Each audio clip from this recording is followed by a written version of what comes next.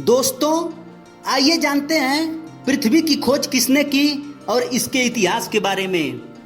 प्राचीन काल के समय में हमारी पृथ्वी से जुड़े अलग अलग लोगों का अलग अलग मानना था। पहले के समय में लोग पृथ्वी को सपाट मानते थे या किसी अन्य आकार में होने की कल्पना करते थे। इसके बाद पृथ्वी से जुड़े हुए अलग अलग लोगों द्वारा अलग अलग सिद्धांत दिए गए।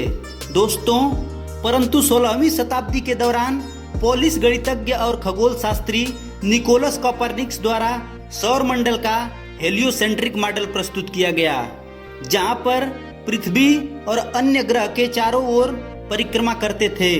उन्होंने सौर प्रणाली का एक मॉडल प्रस्तुत किया था जो कि प्रकृति के लिए सहायक साबित हुआ। दोस्तों, निकोलस कॉपरनिकस एकमात्र वह व्यक्ति थे जिन्होंने पृथ्वी की खोज सूर्य के चारों ओर घूमने वाले ग्रह के बीच की थी। निकोलस कॉपरनिकस की यह धारणा कुछ तथ्यों को स्थापित किया, जिसके बाद में गैलीलियो द्वारा कॉपरनिकस के धारणाओं की पुष्टि की गई। दोस्तों, आपको बता दें कि इसके बाद निकोलस कॉपरनिकस द्वारा दिए गए सौर प्रणाली के मॉडल को गैलीलियो द्वारा टिप्पणियों का समर्थन किया गया। निकोलस कॉपरनिकस द्वारा दिए गए धारणाओं और विचारों को समझाने और जांच पड़ताल में थोड़ा समय लगा, परंतु बहुत सारी जांच पड़ताल के बाद वैज्ञानिक प्रतिष्ठान इस बात से सहमत हुए कि पृथ्वी सिर्फ एक ग्रह है जो कि गोलाकार में है और पृथ्वी बाकी ग्रहों की तरह ही सूर्य की परिक्रमा करता है और यह ब्रह्मांड का केंद्र नहीं है। दोस्तों, पृथ्वी का इतिहास करीबन 4.6 बिलियन वर्ष पुराना माना जाता है। पृथ्वी ग्रहों के निर्माण से लेकर के विकास की सबसे महत्वपूर्ण घटनाओं और बुनियादी चरणों का वर्णन करता है। प्रकृति विज्ञान द्वारा पृथ्वी के पुराने इतिहास से लेकर के आज के समय तक की प्रमुख घटनाओं को स्पष्ट करता है। वैज्ञानिकों द्वारा माना जाता है कि पृथ्वी की आयु ब्रह्मांड की आयु की लगभग 1/3 है। दोस्तों, आइए जानते हैं पृथ्वी का जन्म कैसे हुआ। दोस्तों, अरबों साल पहले आकाशगंगा के एक कोने में गैस और धूल का बादल घूम रहा था। इसमें किसी पुराने तारे के अवशेष भी थे, जिसमें बहुत पहले सुपरनोवा विस्फोट हुआ था। दोस्तों, गैस और धूल के कण तैरते रहे, लेकिन वे शुरू में दूर दूर ही थे।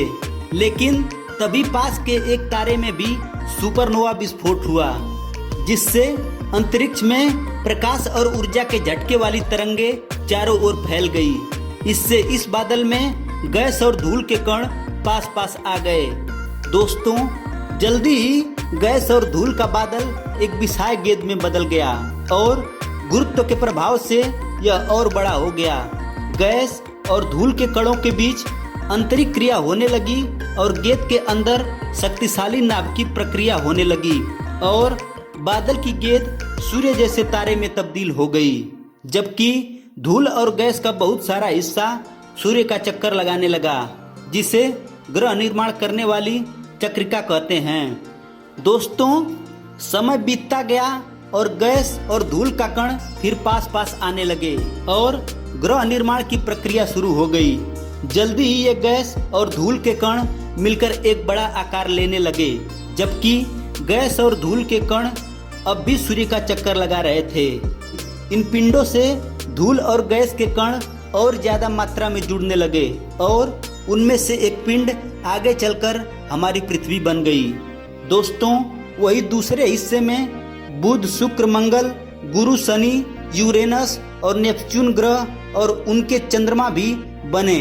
सभी शिशु ग्रह घूर्णन कर रहे थे और अपने आसपास का पदार्थ अपनी ओर खींच भी रहे थे और अपना आकार बढ़ा रहे थे। दोस्तों, हमारी पृथ्वी से भी कई पत्थर टकरा रहे थे और उसके अंदर गिर रहे थे। इस पूरी प्रक्रिया में उसका पदार्थ गर्म होता गया और वह पिघली हुई चट्टान की एक विशालकाय गेंद में बदल गई।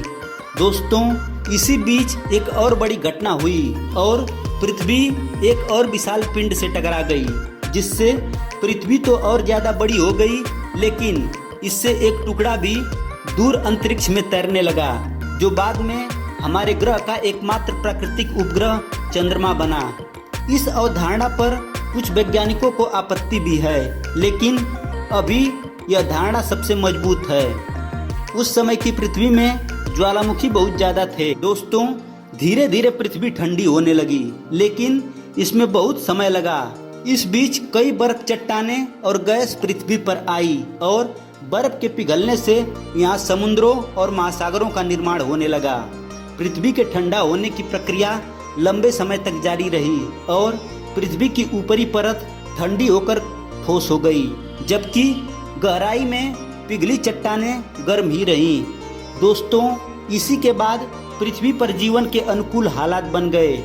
वायुमंडल, महासागर, धरती पर पेड़ पौधे आदि से जानवरों और अन्य जीवों का विकास हुआ। इस दौरान पृथ्वी में महाविनाश की घटनाएं और कुछ चरम मौसमी बदलाव की घटनाएं भी हुई, जिससे कई तरह के नई प्रजातियों का आगमन हुआ। इस बीच डायनासोर आए और खत्म भी हो गए।